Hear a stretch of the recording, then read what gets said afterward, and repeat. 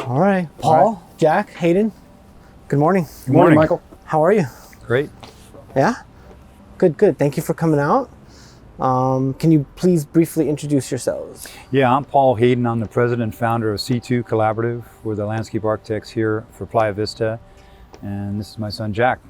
Jack Haden, principal at C2 Collaborative. Run operations and oversee 15 or 20 projects throughout our office. Cool. Well, let's start out with the whole father-son dynamic. Yeah, well, it's interesting. Jack's been a landscape architect, and he didn't know it for many, many years. 'Cause Sure. When he was a little guy, I used to take him out on construction sites all the time. And, I always had to warn him not to fall in the trenches or put his head up a fireplace and get stuck in one of our construction conditions. So, in a way, he didn't know it was coming to him, but he's a landscape architect, but he's been at it for a long time, just in the field. But it's a great system. I think that the idea of having someone in your family that knows landscape architecture as well as you do, and we've had some terrific people that have worked through our office, and Jack's one of the strongest landscape architects I've ever worked with.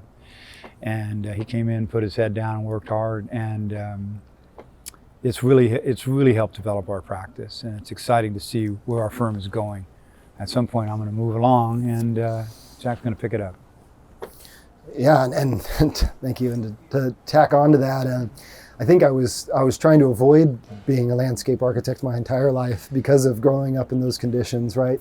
Where your weekends are spent on job sites and you're doing model walks or we're doing park turnover walks, and inherently I never really considered it growing up. So I kind of took a more of a fine art major. And I actually graduated with a graphic design degree and spent 6 years living and working in New York City, doing advertising, graphic design, designing billboards, coming in and out of Manhattan. I was there for 6 years, and then about 10 years ago, I moved back home, or 11 years ago, I moved back home to San Diego. And there was an opening at C2 Collaborative. The interview process was rigorous. Yeah, it was rigorous. And I jumped in and I started working on all of our China work. And it was fast and furious. And we were under these crazy schedules. We were working 60-hour work weeks, pushing in projects in Chengdu and Shanghai and Xiamen. And that's kind of really where I kind of developed my love for it and found this bond between graphics and landscape architecture. I worked with a senior associate at our firm by the name of Nikki Wu, who's very strong and works with me on every single project I work with. And I went to school on her and my dad and some of the other senior people in the office, and really just tried to make myself invaluable and said yes to everything that came across my desk. And here we are today, 10 some odd years later, and it's been a lot of fun, and we've worked on some cool projects. We've traveled, all over the world together, and to be in a project that you spent, 20 years on, sitting here today is exciting. I think you were 11 when I started on this project. Yeah, so where are we? So we're in Playa Vista, California. It's the largest infill project in the city of Los Angeles, and it started a whole bunch of years ago. If you're not familiar with it, it's the old Howard Hughes property. For you historians, it was they built the Spruce Goose right down here, and the old building still remains. It's now the Google headquarters, and they nicknamed it the Goose. And so when we came into it, the development group had been at it for some time, and they were trying to get it developed. And Los Angeles is a challenging environment to get things built in, and even back then, and it underwent a serious review, which it should have. And I think they demonstrated that the community was going to embrace housing, retail, recreation, but also had a really strong environmental ethic. There's a 25-acre freshwater marsh, which we worked on. There's a riparian habitat corridor that we worked on. So there was a whole host of active kind of environmental uses, but there's also dedicated land as part of the marsh system that went forward. So when I first came out on this project, it was a big piece of dirt from end to end. At the corner of Lincoln and Jefferson was a trailer. And we all gathered up, and Lori Olin, who's a terrific landscape architect out of Philadelphia, was the original lead landscape architect on it.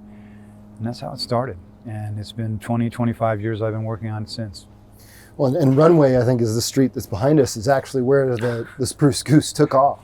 This was the actual runway. Was it like Jefferson? Or? It went straight down Runway. It only had that one flight. It was built to be the largest troop transport plane during World War II, but the war ended before it was finished.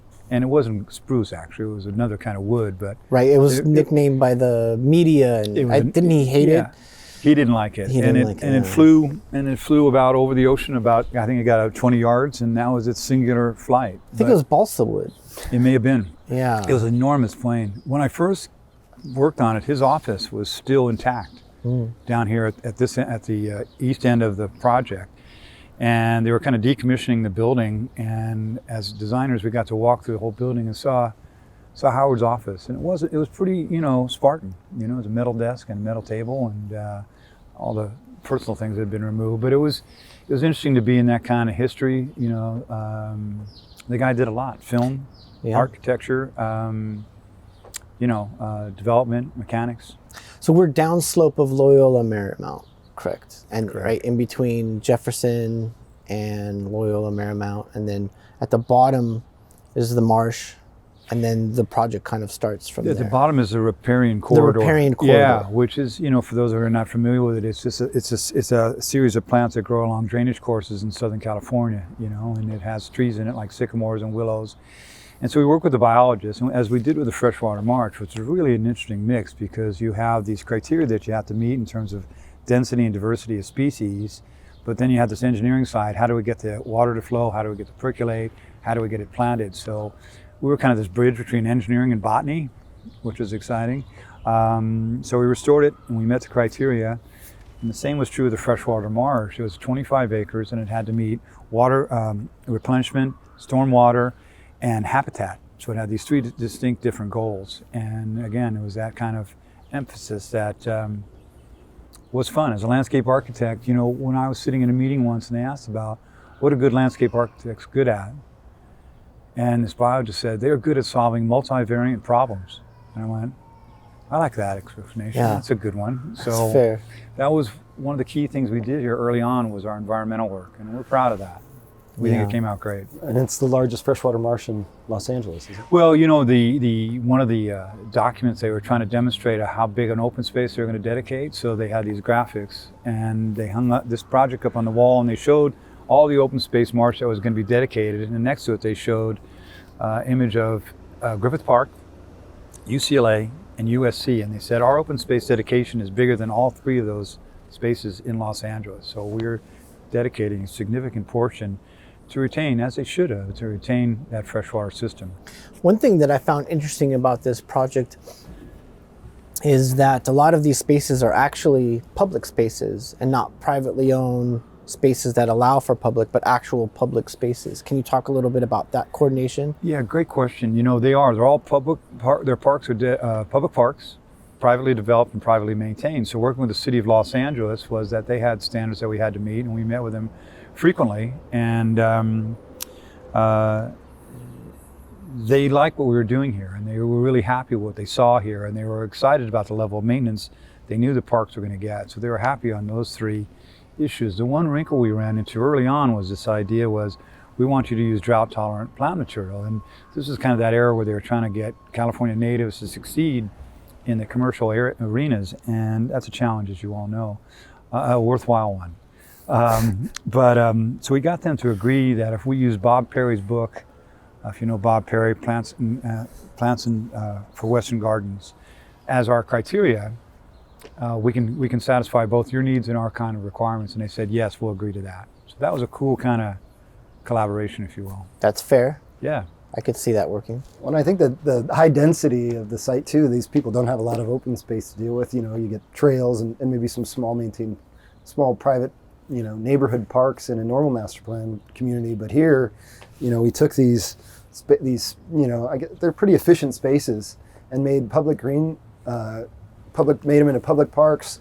And now these people in these high densities have a backyard or a front yard, I guess, that they could use instead of their little tiny patio. Right? Well, and it's open to the public. Anybody Sure. can come here and use this, and people do. This particular space was the idea that it was going to be overflow from the retail across the street.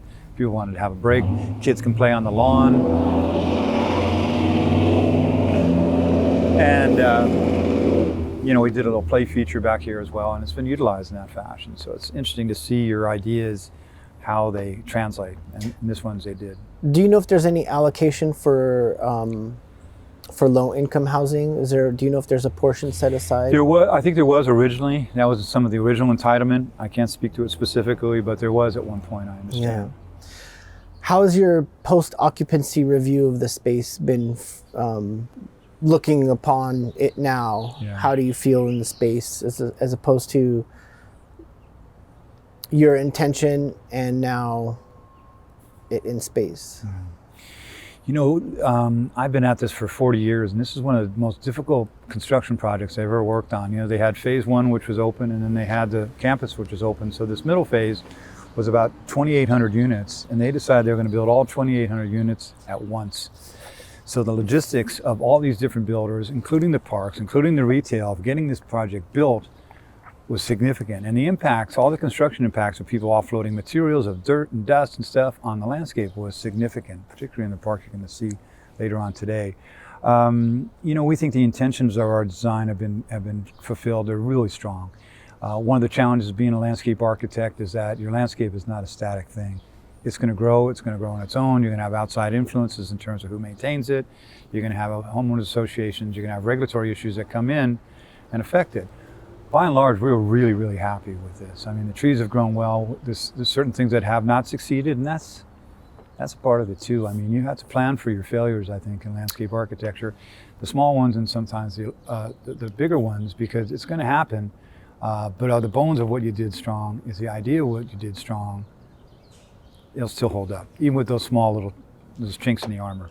Yeah, and it is challenging that you're also in the still coastal salt air zone right here, which adds another layer of complexity. Yeah, this is probably second or third seacoast, but you're right. And I think it's affected the Palo Verdes, as you can see in here as well. And but you know, this was a chance. This was the west side of LA when we first got this project. That was one of the mantras. This is West LA. There's 10,000 movie jobs around here. The Spruce Goose was here. This is going to be a crowd that was very educated, very interested in the environment, and very interested in a different lifestyle. I think this was pre-Silicon Beach talk, correct? Absolutely. Right? So it was still focused on film, and now a different breed is kind of... Because I think DreamWorks was supposed to be one of the anchor tenants, right? At the campus, yeah. DreamWorks, when they were first forming, the whole thing, the campus was called for the DreamWorks, and that didn't come to fruition. And so they just called it the campus, and it became office, and there's some great parks down there. OJB did a really nice park down there as well. So yeah, it has changed, and now it's called Silicon Beach because of the users. When Google came into the Goose, that was fantastic. And who else is here? YouTube. Yeah, YouTube, Konami, IMAX is here. You know, a host of others. The funny part is when these Google guys are coming shopping for office space. Oh yeah, this is funny. The group would show them these new office buildings, and these Google tech guys are looking at the old hangars and the old Howard Hughes buildings and say, no, we want that. These office buildings are more like my dad's office. We want the cool, repurpose, historical spaces. Yeah, and they're still engineers. A different type of engineer, but that mindset of like appreciating some nostalgia and some heritage and how things were built, I could see that working really well. And if you ever get to tour the building and what they did inside that is pretty incredible. Yeah, I think it was Gensler that did it, and they did an incredible job. Yeah, it is an interesting dynamic with this younger generation. I mean, they got 3 computers operating at once, but they want to have a vintage car and an old building, and but they want to work half the year in Belize, half the time in Belize, and half the time in Playa, right? Maybe that's the world trying to establish homeostasis, right? The world's going to find balance somehow, somewhere, and Playa is not the center of that, but certainly a part of it. But to answer your question, we're really happy with it, and it's going to continue to grow and change, and generationally, just to see people occupy it and how they occupy it and how they use it, it's come pretty close to what we thought. I mean, certainly there's always unexpected results, which can be interesting too, but the expected results are really good. One of the other things that's unique about Playa and perhaps other density communities is that if you get up in the morning and say, I have this sense of discovery, I have all these choices of places I can go, in Playa Vista you can convey yourself to just about anywhere in this community on the regular streets, but there's a whole bunch of little backway zones, alleyways, open space between products that you can get to the coffee shop or you can get down to the Goose, and you never go on one of these streets. So if you're a kid or if you're just someone that's curious and you like the walk, there's probably 200 different kinds of walks to get up and down this that just aren't the predictable ones. And that lack of predictability is one of the things we like about Playa. Do you know if this project has been cited as a precedent in other projects to move forward as mixed use? Because this truly is a mixed use project. We have commercial, we have retail, we have residential, we have public space, and then we even have an environmental protection component as well.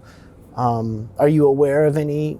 We know it's come up in press. We know people come and talk to us about it. We've had a lot of influences that people have thought that they wanted to talk to us about it, including this, and we're happy that it has had that. I mean, as I said, just the singularity. I mean, I think the approval was probably 10 or 12 years to get here. So this is 40 years in the longer in the making, because it started long before I came on board. I think we did our last turnover walk, the end of last year. Yeah.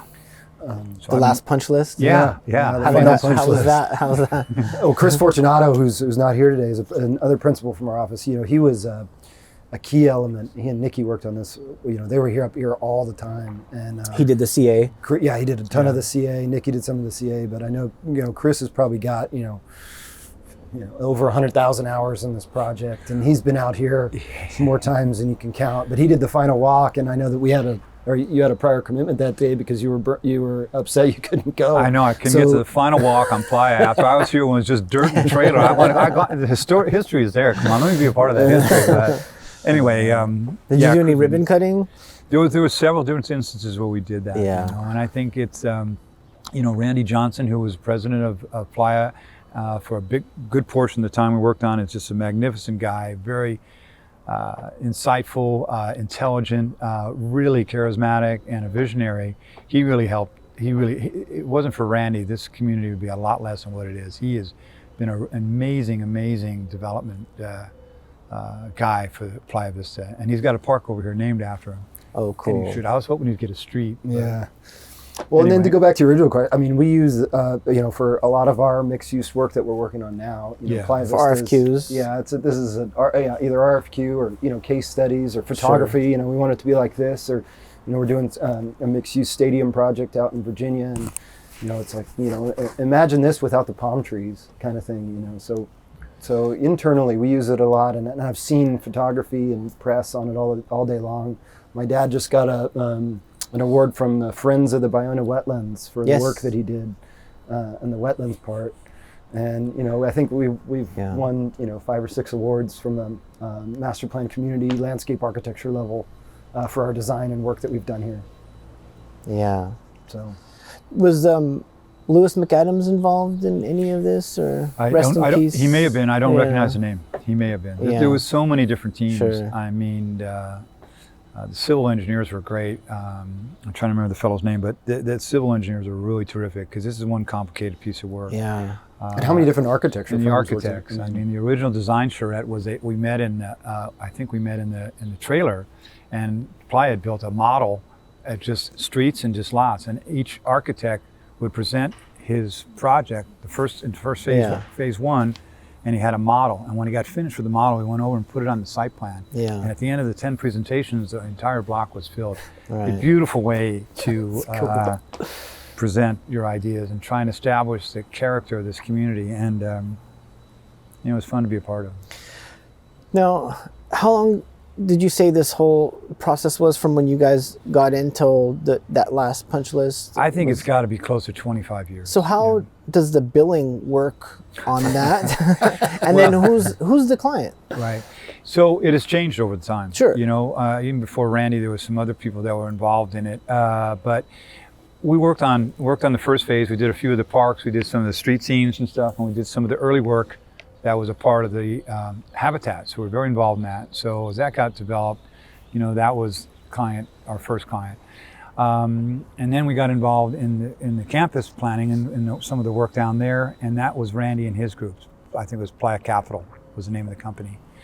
For this in-between portion, so one of the things that we do a lot of master plan work, and one of the essentials beyond all the other moves that you need to make in terms of the formation of spaces, how buildings address the street, the setbacks, the densities, how communities live and breathe in between public spaces and private spaces, all those essentials, is bringing in the right group of builders. And so you have a master plan community, that first guy out of the gate who's going to build that first product has to be really strong. And so when we were working with Randy, we said in this group called Brookfield Residential, and particularly a guy named Adrian Foley, who was, again, another brilliant developer. So I introduced the two of them and said, Adrian will do a fantastic job for here. What surprised us was that Adrian went from buying just one lot to he bought the entire phase 2. So he teamed up with himself, the Irvine Company, and 2 other builders and structured a deal with Playa Capital and bought the whole thing.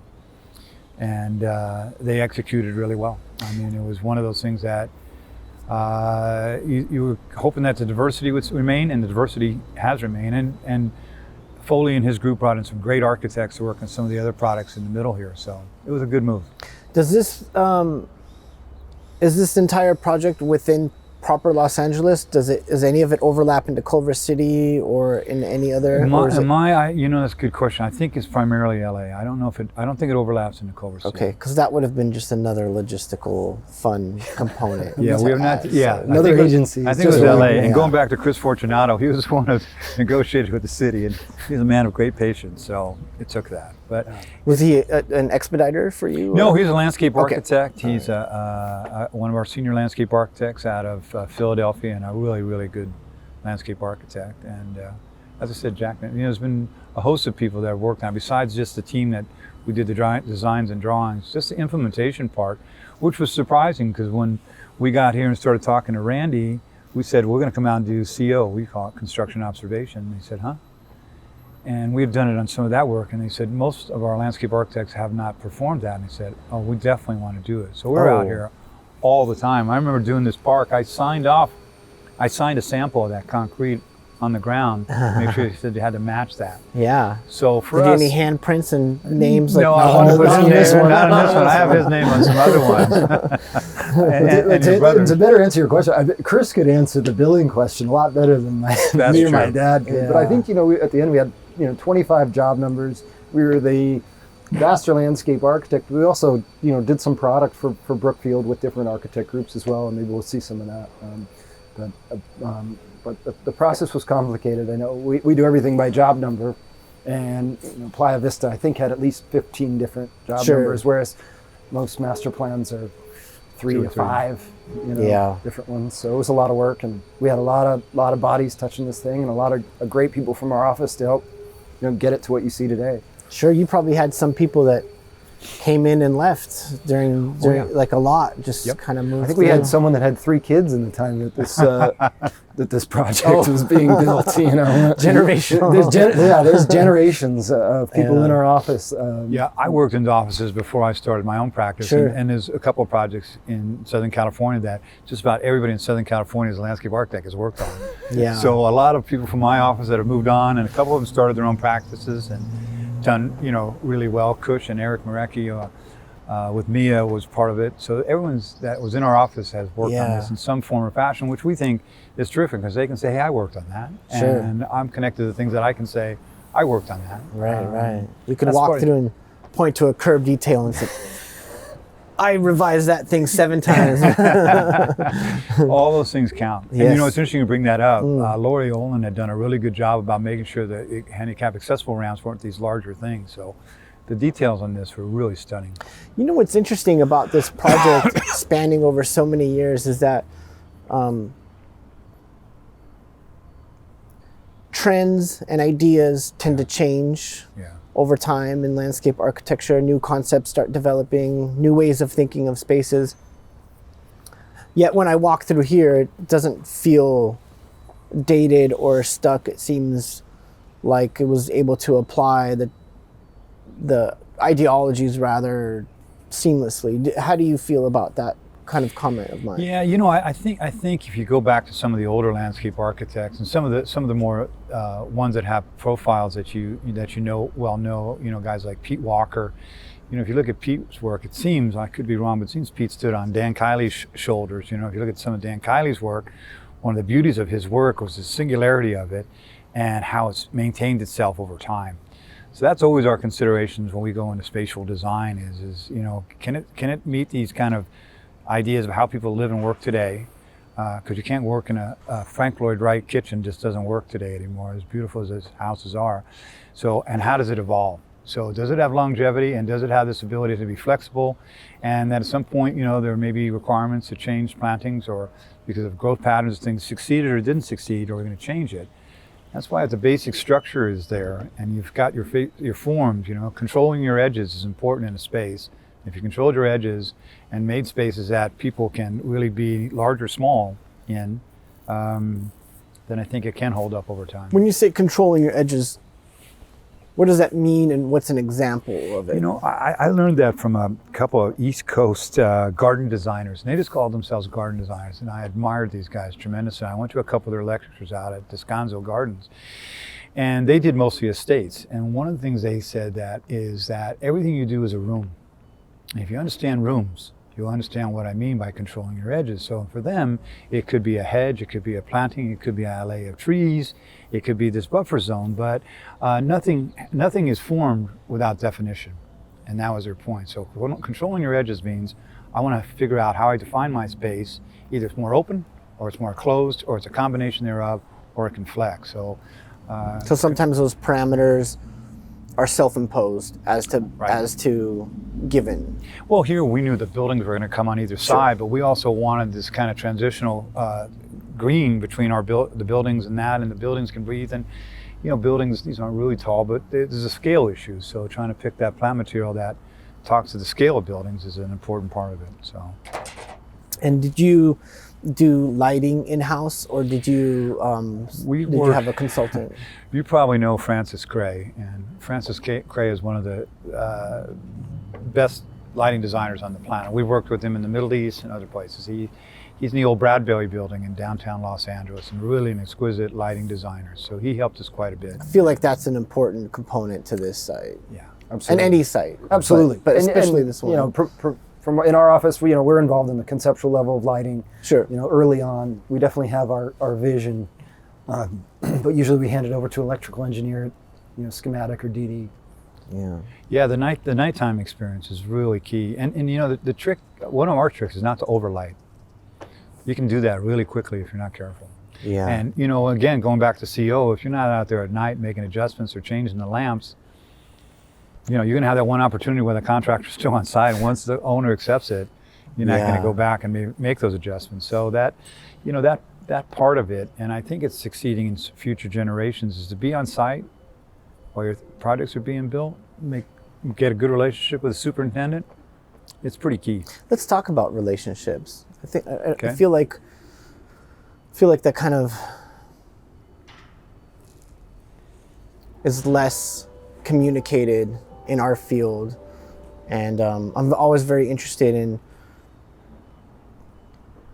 how landscape architects on projects like this establish strong relationships and maintain them, and the importance of it. You know, it's a great question. You know, Jack and my crew, my office, you know, have heard me say that a million times, that careers in life are 99% relationship.